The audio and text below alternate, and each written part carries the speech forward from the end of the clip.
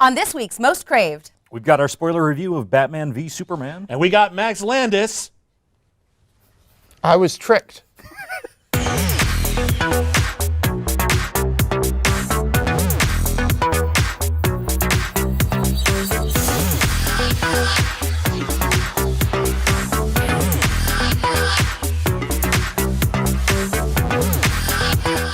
Hey guys, welcome to Most Craved. I'm Jenna Busch with Legion of Leia. I'm Silas Lesnick with ComingSoon.net. And I'm William Bibbiani with CraveOnline, and we are here with Max Landis, one of the highest paid and most prolific screenwriters in the industry. So well done, sir. Hello, I'm Max Landis. I review for Birth Movies Death, and I've been working really hard. I want to join the AV club.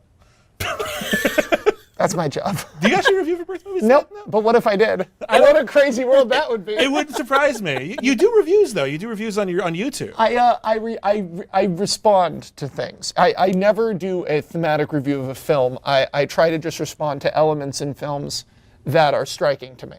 Yeah. I mean, like, and I almost, if I see a movie I love, like I recently saw Krisha and City of Gold, Midnight Special, I'll tweet about it, but I think I get a rep for, because my tweets about movies I love are less eloquent and fervent than my tweets about movies I don't love as much. I think I'm thought of as like a pan reviewer. Yeah. Like Max Landis, what shit is he going to say about that movie? Yeah. Well, we might find out because later we're going to be talking about Batman v Superman. I was tricked. Yeah, but what we do want to talk about first is you got like a bunch of new movies. Like you got your directorial debut is still available. It on will iTunes be and available Amazon. in perpetuity and then in Yeah. 4 months on Netflix. I'm amazed at how many people like that movie.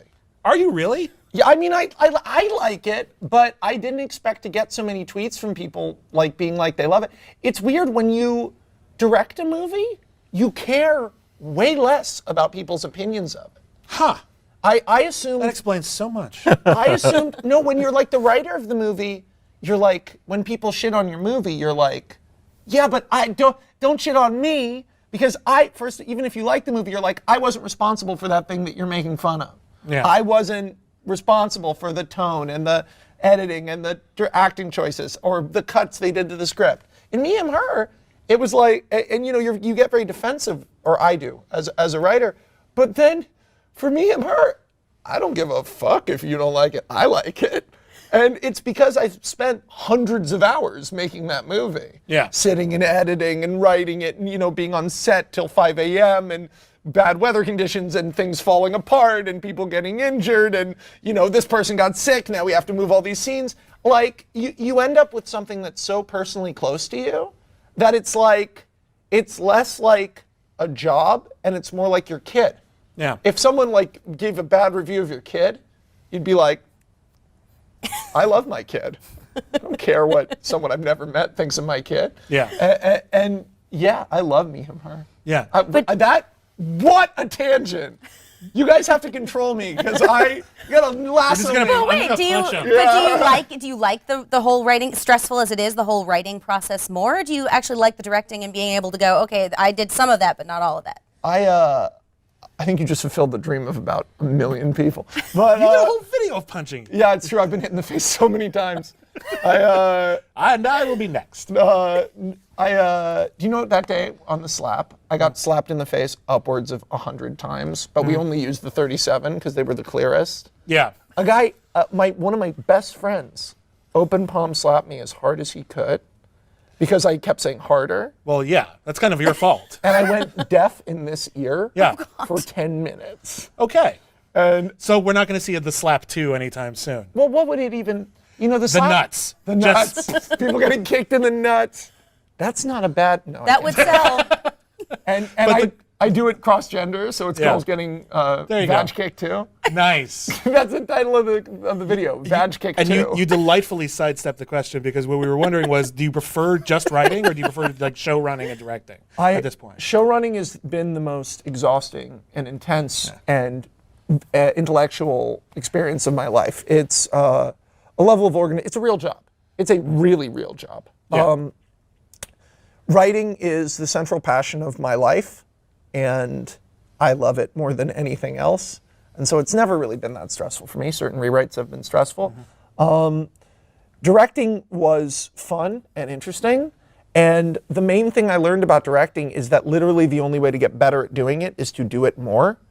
Because what directing is so ephemeral. It's from moment to moment what a director is changes fundamentally. You need to have people skills, you need to have visual skills, you need to have storytelling skills, you need to have tone skills. And you have to juggle them seamlessly. You also have to have organizational skills, you have to be practical, you have to be a pragmatist, which is hard when telling stories, to be pragmatic. But I would say, I consider myself, as pretentious as this will sound, fundamentally a storyteller. So any venue I can get to do that, I want to explore and I want to go down those roads. Are you gonna direct again soon? You're gonna do like an episode of Dirk Gently? I'm not going to do an episode of Dirk Gently, but it looks like I am going to do a movie after Dirk Gently. Okay, too soon to say on that though. I'm not. Well, it's happening, but I'm not allowed to talk about it. And what was interesting about it is that if you watch Death and Return of Superman, and then you watch Me, Him, Her, and then you watch Wrestling Isn't Wrestling, and then you watch my Ariana Grande video, what's interesting is, in some ways, stylistically, Wrestling Isn't Wrestling is the best thing I've directed. The pacing of that short was such an intentional choice, and it's the first time I was able to go, that flowed exactly how I wanted it to. Because Me and Her has some loose nuts and bolts. Yeah. Like It feels like a first feature. It's a first feature. Yeah. You know, my dad's first feature was Schlock, which was him in an ape suit in backyards in Brentwood. It's somewhat schlocky. It's a little bit schlocky. It is a little bit schlocky. Yeah. It's aptly titled. My schlock is probably Drunk Comic Book History, The Robins, if you've ever seen that. I haven't seen that. Those were, before I did Death and Return, I did all of these proto-Death and Returns in college. One about the Robins, one about the Nightfall storyline, one about Watchmen. And each time I would be under different strenuous circumstances. In the first one, I'm shit-faced. In the second one, I'm cooking and shopping to make a caprese salad. And in the third one, I didn't sleep for 3 days, and then I slept for 30 minutes, and then had my girlfriend wake me up, and at like 3 a.m., after I'd like not slept for 3 days, and she was like, explain the premise of Watchmen. And so I explained the entire premise of Watchmen. How did the caprese salad turn out? Bad. Oh. I mean, I'm busy talking about, so Bane is born into prison. I'm like, and during when I'm trying to do it, he breaks out, Batman gets pneumonia and Tim Drake leaves. It looks like slush at the end of it, because I'm a little bit more concerned trying to explain why Batman allowed a psychotic murderer to become Batman. Mm-hmm. Like we did in Batman v Superman. Well, it was no, him. I have a theory about this movie now. Okay. I have a theory. So he's now, spoilers, he's now dead. So now him and Wonder Woman are alive, right? Yeah. Well, what if Batman's been Batman for a long time? He's like, I can't do this anymore. I need to be wiser. I need to change what I'm doing. And he becomes Owlman. And I saw this on Twitter. Wonder Woman, in honor of the death of Superman, calls herself Superwoman. And then, in the third Justice League movie, the real Justice League shows up to deal with the crime syndicate. And we were looking at Earth 3 movies. I mean, like, remember when he crushes the guy with the car? Yeah. He loves destroying people's vehicles. He loves in this Zack Snyder. He likes to kill people. He He's shot a a murder guy. Batman. He shot a guy. He had like guns in the Batwing, and he shot a guy on camera. Well, you know what's so funny? What's so funny about this movie is when people go like, "It's like Dark Knight Returns," and it's like, well, he shoots a guy in Dark Knight Returns when he has his gun to a kid's head, and it's meant to be this like watershed moment of like Batman is old and losing it. Not Batman just loves to kill. He just likes to murder people. But it's, to be fair, I mean, the original version of Batman back in the 30s, Bang Bang. Yeah, the original version for the first few issues before they figured out what worked and then never went back to that. Yeah. I don't think that's really the one we need I'll say to go to. I don't mind so much the Dark Knight Returns Batman being like that, and I even like the animated series where they have the Dark Knight Returns Batman. He's shooting people, but then he turns and says like rubber bullets. I swear. Oh, yeah, that was scary. Like I don't mind that so much. My trouble is more when you make Batman and Superman the same character, the conflict isn't interesting. What do you mean the same character? Dude, the same guy. What the They're fuck both was these his character? He did this a Yes, lot. that's true. That, yes, he did that. Yeah, he's so broody. Yeah, and also You can't even see that cute butt. Remember when he's making those eggs and he's got that cute butt? Hey. Oh, yo, I'm just glad they finally got that nerd. I hate what comics have always been about, bro. No, I'm being real for you. This movie is more true to the comics. What comics are about? Murder, frowning, beating up nerds. You gotta get them nerds, man. What I like to see is a jack dude choking like a little scrawny nerd. You know, in the comic, Lex Luthor is like this tough dude with bald. I fixed that shit. I made him a nerd, like that nerd who made fun of Man of Steel. Yo, and he beats up. Is it more personal to you because the connection? Doesn't you feel like, oh, really? I'm right here? No. This is not a Batman or Superman movie. You mentioned this. You saw this you had a video about this. You said it's not a Batman movie, it's not a Superman movie, it's not a DC Comics movie. And I'm kind of with you on that, but my question is, what is it? Because Batman Forever isn't a Batman movie, it's like a Las Vegas stage show. Batman and Robin isn't a Batman movie, it's a luchador movie. And now, what is this? It's a Las Vegas stage show about Batman. Okay. and Batman and Robin luchador movie, great conf, great example. Thank you. But it's still a Batman-themed luchador movie. Yes, it is. This is... What is it? I mean, This is a mess. It's Batman learning maybe you shouldn't always brand people. Killing's fine. Yeah, but but maybe just branding's don't burn too far them. sometimes. His last line is about, we're going to fight. Why? Because reasons. Well, there was a lot of that. Like, his powers don't always work. So he can hear Lois falling and drowning and all the things that happen to her, but he doesn't hear his mom. He doesn't hear a bomb going off because, I don't know, plot. So, like, if your powers don't work the same way the whole time, like, that alone would but that's what you're worried about? No, that's just one of the many. I mean, like, It's one of the many things. distractions. Do you remember when he's like, this is the thing that has stayed with me and will stay with me forever. It'll stay with me forever. Was watching the opening of this movie and Thomas Wayne at gunpoint by Joe Chill being like, I'm gonna get Joe, and it's like, why would you? Now you both got shot because you scared that mugger, and it's like that fundamentally changes the origin of Batman. And it's even more peculiar in a story where Batman and Superman never learn not to do that and to stop and talk for a That's second. because not killing people is for pussies, dude. Do you want Thomas Wayne to look like some loser nerd who lets his wife get mugged? Oh, I went to the police. It's way more badass to die. It's way more badass to die. No, dude, would Leonidas have fucking just gotten mugged? No. And every character is Leonidas, bro. You know that. It's Joseph Campbell. What's that? The hero with one face, Leonidas. That's that book he wrote. One face. All heroes work the same way, and it's beating up pussies, dude. And if you have to die for no reason, even though Batman could have taken the spear, Wonder Woman could have taken the spear, and in fact, Wonder Woman has more tactical Why contact. send a guy who is weak to kryptonite to get the kryptonite? Because plot. Yo, because Superman sucks, bro. He's a suck. boring character and he sucks, dude. Oh, man. How do you even make a Superman movie? He's too powerful and he's boring. I want to make a Batman movie. But one where Batman finally kills people like we all know he should. That was my face when I left the theater. And the thing is, I didn't want to feel this way about this movie. I wanted to love it. I've wanted to see these two on the screen together since I was a wanted to little love kid. it, yeah. And so that's why I was so upset about it. Yo, because but Midnight Special is so good. Midnight Special's cool, right? Yeah, it's a cool movie. I like that one a lot. And that's the best superhero Warner Brothers movie out right now. And like no one's talking about it. Did you see Krisha yet? Not yet, no. It's so beautifully directed. It's one of the best directed movies I've ever seen. Good. It's just a dude Something in a good house. came out of this. Just a dude in a house.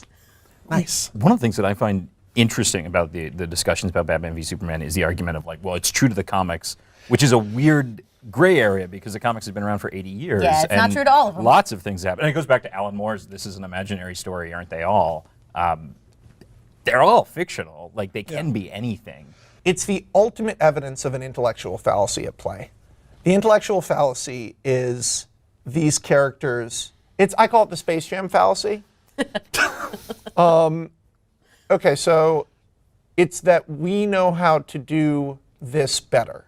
And it always starts with a good movie. In this case, the good movie is Batman Begins. We know how to do this better than what it's been. Oh, we take Batman Begins, we turn that property into a really grounded, cool crime thriller with some campy elements that are fun, but mostly it's a serious movie. Space Jam. What do we do with the Looney Tunes properties? Let's put them all in one movie. Oh, it works great. Like Michael Jordan, good movie. But then the thinking changes and it becomes all superhero movies we make should be dark and intense and gritty. And all the Looney Tunes always need to be together. The Looney Tunes existed for 60 years before Space Jam as separate entities.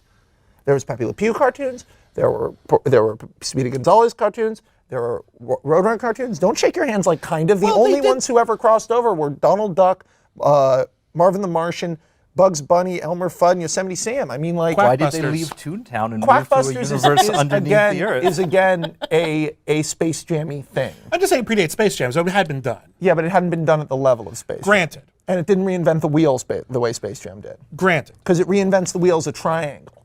Yeah. And you go, that worked once. This is just Christopher Nolan's nightmare ultimately coming to fruition. 2 really good movies he made, and they have slowly turned into this. I feel like this is Frank Miller's nightmare. I feel like when The Dark Knight Returns came out, it was a fascist persecution fantasy. It was a nightmare of our future. Right. And now, it's 20, 30 years later, and people are just like, well, that's the way it should be. That's the norm, right? No, that was the nightmare. That was the defiance of the status quo. What's wrong with the way it worked? Yeah, where's Spider Jerusalem when you need him? Right. But the thing about this, I agree with you, but I agree with you even further. There's a philosophical fallacy, which is that this is The Dark Knight Returns. This has nothing to do with The Dark Knight Returns. Exactly. It's stylistically there and tonally similar, but it actually is serving an opposite point. Yeah, what point do you feel this film serves? It set up a franchise, tell everyone it's dark, be big. Yeah. That's it. I see no thematic point other than it would suck to have superheroes. same- Wouldn't superheroes be a terrible thing? Involved in a franchise, dark, big. You're describing Lexington Steel. I am. I mean, like, and I do feel like I got fucked. That was such a good porn star reference. That was a good porn star. I'm moving it around with porn stars from the late 90s and early 2000s.